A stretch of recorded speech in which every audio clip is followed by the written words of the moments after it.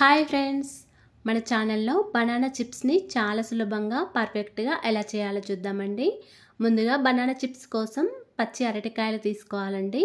ఈ పచ్చి అరటికాయలను మొదలు చివరిని కట్ చేసుకొని ఈ విధంగా పీలర్తో పైన తొక్క తీసేసి ఉప్పు నీటిలో వేసుకోవాలండి.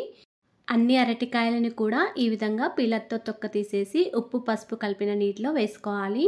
ఇప్పుడు ఒక చిన్న గిన్నెలో ఒక టీ గ్లాస్లో సగం వరకు వాటర్ వేసుకొని ఒక పావు టీ స్పూన్ వరకు సాల్ట్, ఒక హాఫ్ టీ స్పూన్ వరకు పసుపు వేసుకోవాలి. తర్వాత స్టవ్ ఆన్ చేసుకొని కడాయిలో డీప్ ఫ్రైకి సరిపడా ఆయిల్ వేసుకొని ఆయిల్ బాగా వేడయ్యాక ఈ విధంగా చిప్స్ స్లైసర్తో ఒక్కొక్క బనానాను తీసుకొని ఈ విధంగా ఆయిల్లో చిప్స్ లాగా వేసుకోవాలండి. ఆయిల్ అనేది బాగా వేడిగా ఉండాలండి.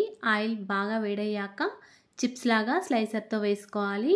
చిప్స్ పూర్తిగా ఫ్రై అయ్యాక ఉప్పు పసుపు కలిపిన నీటిని ఆయిల్లో చిప్స్ పై నుండి ఇలా కొన్ని వాటర్ని అప్లై చేసుకోవాలి.